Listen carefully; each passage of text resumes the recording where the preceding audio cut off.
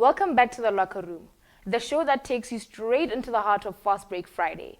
I'm your host, Andrea Noko, and we've got a lot to cover today. From the epic highlights to another round of The Huddle, and of course, a look ahead at what's coming up. Week 5 of FBF 25 didn't disappoint. The games were electric and the competition was fierce. Let's take a look at some of the standout moments from the last week. First up, the Black Rebels taking on the Yellow Wranglers. Keep an eye on number one pick on draft night. John Scott makes it for the first time tonight. He makes it. Points from Coach Leslie, ladies and gentlemen. His debut game tonight. We're very excited for that. An air ball. Stooks has the ball, passes it to Kareem, who's alone. Gets a beautiful layup. Oh, now she's point for points. It's point for points. The gentlemen, the Yellow Wranglers are leading by 1 point. They have 14 points, and the Black Rebels have 13. It's a beautiful attempt at a three. Rebels are fighting for their lead. Beautiful attempt at a layup, and he finishes it for the Yellow Wranglers. What a layup from night. Oh, that's a very difficult one, Maxine. I honestly don't know because the Reds. And we're in the second half of the game. Is it the red Raptors? Look at that fight for the ball. The White Rovers. Look at that. That is an what a beautiful any bits. King of the 3-pointers. King of the 3-pointers. Ooh, beautiful layup from Cash. Okay. OT answering. OT. Another three with. You know. I know. With the 3 points. Is that showing him? They're showing him. Beautiful 3 points from OT, and you know you're putting your money on the Red Raptors. Yeah, OT back again. OT. I guess it's a beautiful attempt at a 3 points. Unfortunately, they don't make it. And Leo gets the ball and shoots, and he scores. That was incredible. Incredible block by Leo. Toto gets the ball.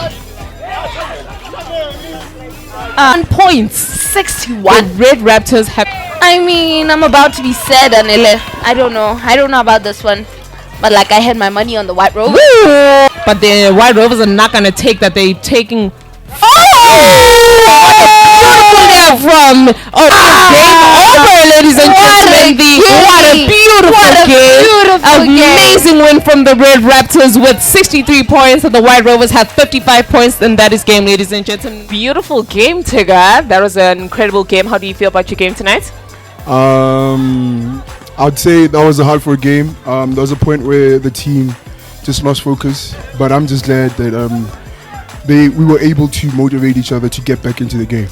And how were you able to motivate each other? Because I did notice that loss of momentum during the game. Yeah. How were you guys able to lock back in and play beautifully? So there was a timeout we had, and it was just a discussion of, okay, fine, let's help each other out.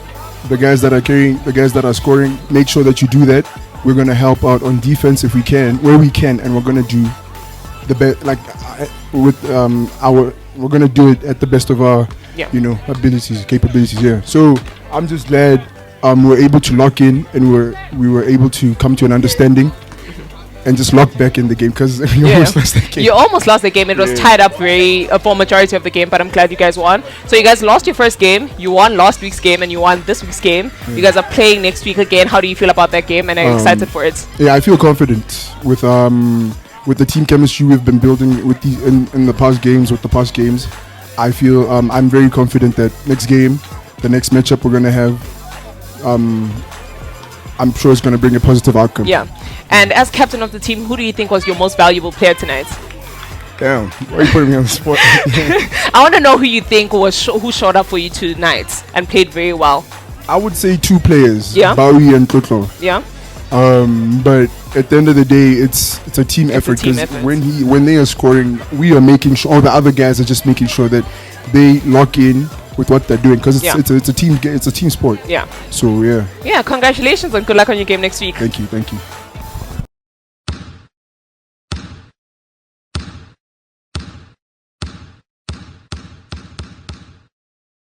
The men's division isn't the only one delivering some serious action.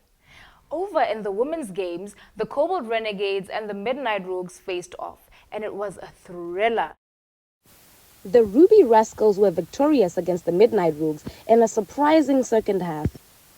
All right, from game highlights to something a little more personal, it's time for this week's Player Spotlight. Good evening, everybody. Welcome to the King and the Queen of the Court segment. Right now, we have our two matchups, which is Kareem Shehu and Muhumuti Maswabi. The rules of the King and Queen of the Court segment is you are only allowed 3 dribbles maximum, and for you, when you're only allowed 3 dribbles maximum, the winners will face each other in the indoor at the championships. The king and the queen will walk away with 1,000 pula and 1,000.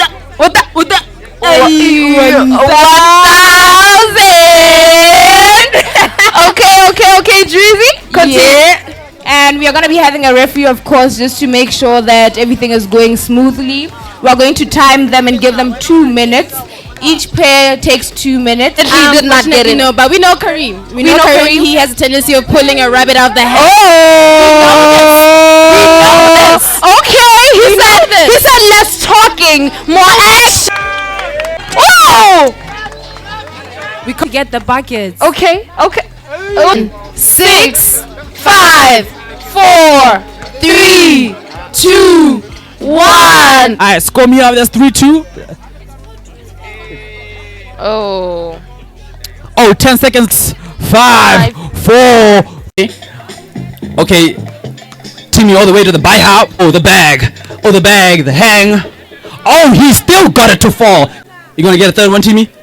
Step back jumper. Oh my days. Yo, somebody get an extinguisher because this man is on fire. Now it's time for one of our favorite segments on the locker room, the huddle.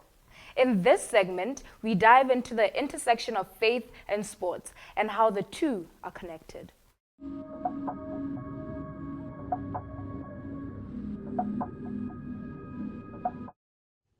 Now, let's welcome a special guest, Coach Tony, aka The Rain, the former head coach of the UB Relics basketball team. Coach Tony has not only led his team to numerous victories, but has also faced significant challenges along the way. In sports, setbacks can be tough, and we often find ourselves at a crossroad, questioning our abilities and our purpose. But it's in these moments of adversity that our true character is revealed. Coach Tony, can you share a specific setback you faced in your life or career and how it impacted you emotionally and mentally? Hi, and thank you for an opportunity to be on this lovely program. I'm a huge fan, and I've followed every episode. I would say a major setback in my coaching career was was a period when I had players to develop, and we just really just began then, and we're trying to build a team. So our players spend so much energy and time in developing his players.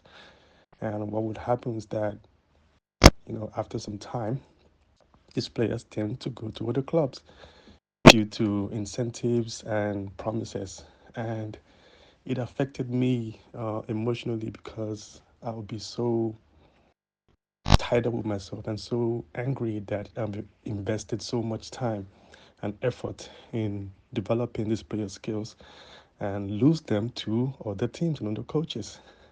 And sometimes when I see these players maybe passing by on the street, I would be so upset. I wouldn't want to say hi to them, and it got me so emotional, so angry. I was so uptight to myself, and mentally too, because it put me in a state where I had doubts in myself. Maybe I wasn't doing the right things to keep these players.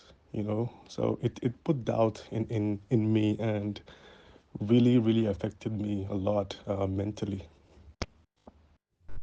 Thank you for sharing that powerful experience, Coach. That's inspiring to see how faith can provide a foundation during tough times. Can you elaborate on the ways your faith supported you during this challenging time? One of the ways that I used to combat this challenge uh, in reference to my faith was to believe in God. And that was it. That was very, very important for me because He was the one that put me in that position to be able to develop and coach these players and be a leader to them. So it must be for a reason. So I had to dig down um, into the scriptures to understand what my purpose was and what I needed to do and why I was in that position. So the more I meditated and the more I prayed about it, you know, it kept me going and gave me that belief that yes, God put me in this position for a reason. So as long as I believe in Him, no matter what happens, everything will come out victorious. So that was how I was able to, you know, combat this challenge, and I just had to believe in God and keep my faith up. Wow, those insights are truly valuable. Now, looking back on your journey, what lessons have you learned about yourself through this experience, and how has it shaped your perspective on success and failure in sports? Well, I learned two things. The very first one is that don't hold on to players for too long because they might leave you. But on the other hand, I learned a very important lesson, which is the reason why I am there as a coach. Because one of the setback was that I focused too much on the basketball part, which is the physical part, and which is very important. But my job there as a coach is not just to impact them, is impact their basketball skills, but to help them mature as young men and women. And that was the part that I was missing, and I learned that really, really quick. Because I learned that as long as I do my part, develop their basketball skills, but also help them to mature as young men and women so that when they do leave and go out to pursue their careers, not just in sports, but in other things too, they have the necessary tools to be able to succeed. And that was what was needed, and that was my role. As soon as I figured that out, it helped me become a better person. It helped me uh, become a better coach because I was more interested in my players' development in life, not just on the basketball court. And it really, really, really grew from there because we had more players coming to our teams because of that. We cared not just about their basketball skills, but also their success in life. Those reflections remind us that setbacks are not the end, but rather an opportunity for growth. Finally, Coach, what advice would you give to other athletes facing setbacks? How can faith serve as a source of strength in those moments? My advice to other athletes facing setbacks um, would be to believe in yourself, believe in thyself, and believe in God. Because setbacks are going to happen. They are a way of testing your faith in God and in yourself. And I would say that as long as you have faith in God, because He's the Alpha and the Omega, He put you in that situation for a reason, testing your faith and seeing how you can come out of it. Because when you do, which you will, He will bless you more and more. But it's going to test you again. God tests us and puts us in situations to test our faith, to see how we will do as His children. So that would be my advice: is that never allow setbacks to demean you or to make you feel worthless or feel have or make you have self-doubt about yourself. Um, so don't allow that to happen. Believe in yourself, believe in God, and trust in Him. and everything will be available to you. Thank you so much for this opportunity. Well, thank you so much, Coach Tony, for your honesty and wisdom. Your journey is a testament to the power of faith and resilience. As we wrap up today's episode, let's carry these lessons with us. Remember that setbacks can lead to comebacks, and faith can light the way in our darkest moments. As we leave, I want to encourage everyone to think about how you handle failure. When things don't go your way, where do you turn for resilience? If faith can help these athletes rise above setbacks, maybe it can be a source of strength for you too. Thank you for joining us in The Huddle.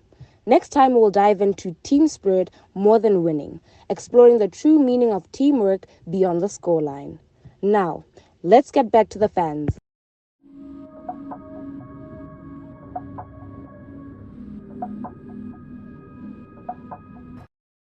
All right, now let's look ahead to week 6. The Red Raptors will face off against the Black Rebels, and the Cobalt Renegades will go head-to-head with the Midnight Robes. It's going to be another intense week before we end the first half of this season. So make sure you tune in for all the action. Well, that's it for this week's episode of The Locker Room. We'll see you next week for more highlights, more faith, and more Fast Break Friday action. I'm Andrea Noko, and until then, stay in the game and keep the faith.